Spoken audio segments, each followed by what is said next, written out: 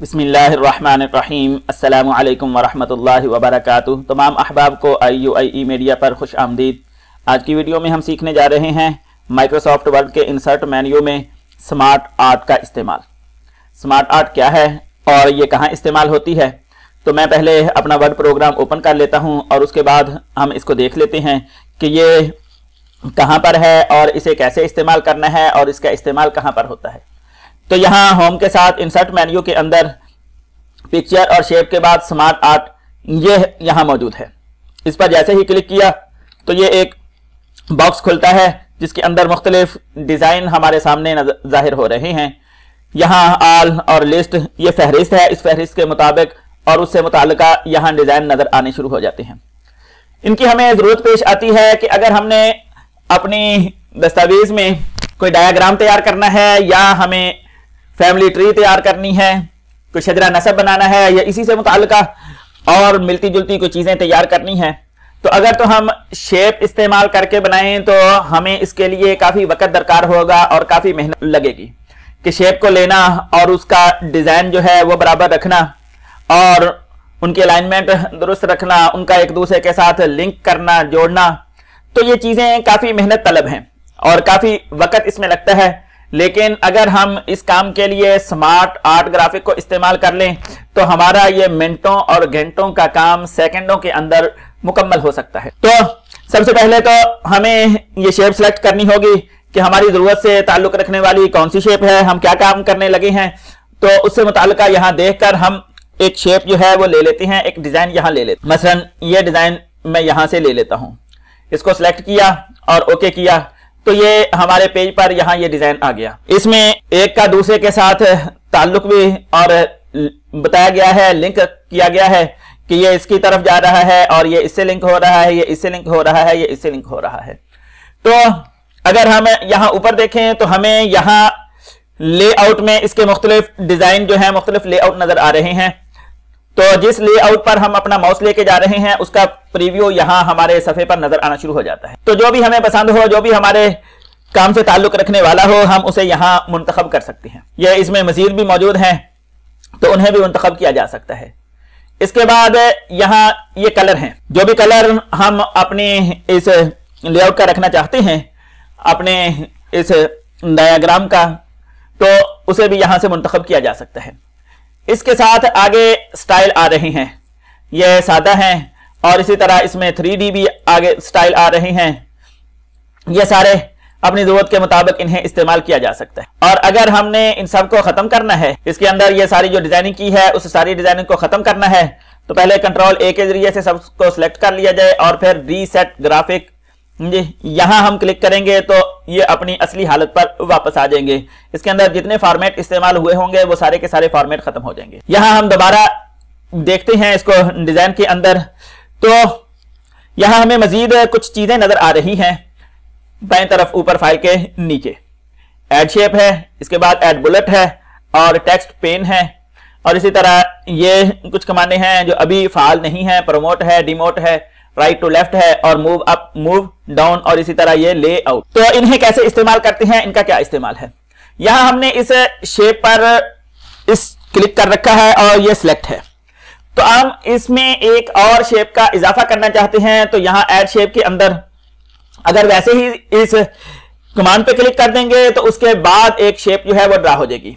और अगर साइड पे एरो के निशान पर हम क्लिक करेंगे तो यहां फिर मजीद तफसील नजर आ रही है कि ऐड शेप आफ्टर, इसके बाद चाहिए आपको शेप या इससे पहले चाहिए। आगे कुछ डिजाइन हैं जिनमें ऊपर नीचे होगी, खुसूसन जो फैमिली ट्री के लिए, शजरा नसब के लिए इस्तेमाल होती हैं उसमें, तो अबव है या बिलो है और इसी तरह ऐड एक्सटेंड्स है। तो ये मजीद शेप जो है वो अंदर शामिल करने के लिए ये ऐड शेप की कमांड इस्तेमाल होती है। इसी तरह ये ऐड बुलेट है, एक के अंदर मजीद कुछ पार्ट बनाने हैं एक शेप के अंदर, तो उसके लिए इसे इस्तेमाल किया जाता है। और ये इसी तरह टेक्स्ट पेन है कि हम अपनी इस शेप के अंदर, अपने इस डायग्राम के अंदर जो टेक्स्ट लिखना चाहती हैं, एक तो ये है कि उसी के अंदर यहाँ टेक्स्ट का निशान है, उस पर क्लिक करें और जो भी लिखना चाहते हैं उसे हम लिख लें। मसलन मैं ए यहां लिख दिया और यहां बी लिख दिया, इसी तरह यहां सी लिख दिया। तो एक तरीका तो यह है कि हम यहां लिख दें, और दूसरा तरीका यह है कि यहां भी ये हर शेप यहां भी नजर आ रही है, तो हर शेप के अंदर जो कुछ तहरीर हुआ है वो यहां भी नजर आ रहा है, तो यहां से भी हम उसके अंदर लिख सकते हैं। ये देखें मैंने वैसे ही समझाने के लिए कुछ अल्फाबेट्स लिखे हैं और कुछ गिनती के हरूफ लिखे हैं। तो यहां भी ये सारी चीजें हमें नजर आ रही हैं। ए वाला यहां से सिलेक्ट करेंगे तो वही सिलेक्ट हो जाएगा, बी में जो जहां बी वाला है वहां सिलेक्ट होगा।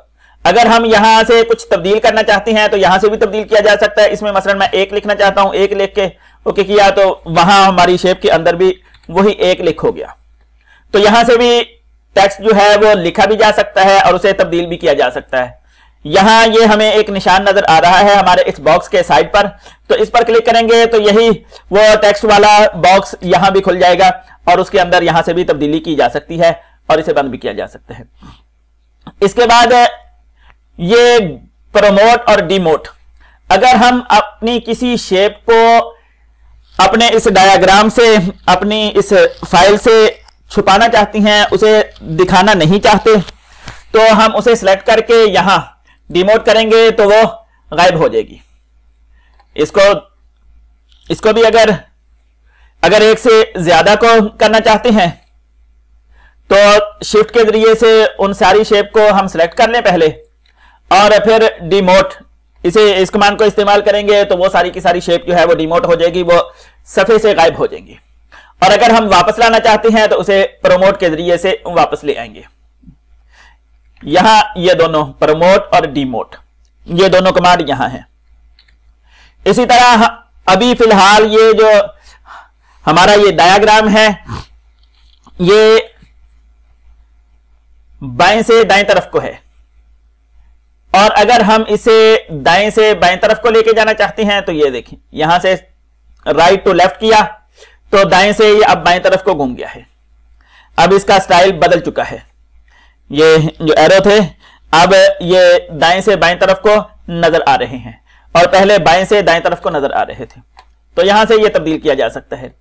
आगे किसी से आगे ऊपर लेके जाना है तो ये मूव के जरिए से मूव अप, और इसी तरह नीचे लेके आना है तो मूव डाउन के जरिए से इस कमांड को इस्तेमाल किया जा सकता है। अब इसके बाद हम देखते हैं कि फैमिली ट्री वो कैसे बनाई जा सकती है। यहां कंट्रोल आर करके मैं इसे डिलीट कर लेता हूं पहले। अब इसके बाद यही ये स्मार्ट आर्ट में यहां लिस्ट, प्रोसेस, साइकिल, और इसके बाद ये कमांड हमें नजर आ रही है लिस्ट के अंदर हायरार्की।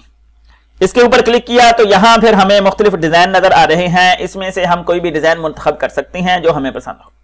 यहां इस डिजाइन पे क्लिक किया और ओके कर दिया। तो ये देखें इस वक्त हमारे इस पेज पे ये एक डायग्राम और ये शजरा नसब फैमिली ट्री की सूरत में जाहिर हो चुका है। यहां हम लिख देते हैं ए। अब इसके बाद मसलन उसका एक बेटा है और उसका यहां दूसरा बेटा है। अब इसका भी मजीद एक बच्चा है और इसका भी एक बच्चा है, ये दो बच्चे हैं। ये तो इस तरीके से उनके यहां नाम लिखे जा सकते हैं। अगर हम इसमें मजीद इजाफा करना चाहते हैं, मसलन इसके दो नहीं 4 बच्चे हैं, तो यहां हम मजीद इसमें शेप दाखिल करेंगे। अब मसलन उसके बाद कर लें या उससे पहले कर लें, तो ये देखें अब 4 शेप जो हैं वो यहां इसके नीचे मजीद जो है वो बन चुकी हैं। अब इसके नीचे एक ही शेप थी, अब उसमें भी हम इजाफा करना चाहते हैं, तो यहां भी इसी तरह ऐड शेप आफ्टर कर लें। अब मसलन इसकी औलाद को भी यहां दिखाना है, इसके नीचे भी हमें इसके नीचे मजीद शेप चाहिए, तो यहां हम इस्तेमाल करेंगे बिलो, तो उसके नीचे एक शेप बन चुकी है। इसी तरह इसके नीचे भी हमें शेप चाहिए, तो हम इसके लिए भी ऐड शेप बिलो का इस्तेमाल करेंगे, तो इसके नीचे शेप बन जाएगी। अब हमने इसके नीचे इसकी मजीद औलाद को यहां दर्ज करने के लिए हमें मजीद शेप की जरूरत है, तो यहां भी ऐड शेप बिलो करेंगे। तो ये देखें उसके नीचे मजीद शेप ऐड हो चुकी है। उसके साथ अगर करनी है तो वो साथ मजीद हम कर लें। तो जितनी तादाद हमें यहाँ हमारी ज़रूरत की है तो हम इस तरीके से उसमें उतनी शेपें जो हैं वो ऐड कर सकती हैं, उन्हें शामिल करके, और उनके अंदर उनकी तफसील को दर्ज कर सकती हैं। यहाँ वालिद का नाम है, बच्चों का नाम है, और उनके बच्चों के नाम हैं, फिर आगे उनके बच्चों के नाम हैं। तो इस तरह ये सारी की सारी तफसील इसमें लिखी जा सकती है, और इस तरीके से ये शजरा नसब और फैमिली ट्री आसानी के साथ तैयार की जा सकती है, बगैर किसी किस्म की मुशक्कत के और बगैर बहुत ज़्यादा वक्त इस्तेमाल किए। उम्मीद है कि आज की ये वीडियो आप हजरात को अच्छी लगी होगी और इसने आपको फ़ायदा दिया, समझ आई, तो इसे लाइक करें। अगर आप इस चैनल पर नए हैं तो इस चैनल को सब्सक्राइब कर लें और साथ ही बेल आइकन को भी दबा लें ताकि हर आने वाली वीडियो उसकी फौरी इत्तिला आपको मिल सके। जज़ाकुमुल्लाहु खैरा। अस्सलामु अलैकुम व रहमतुल्लाहि व बरकातुहू।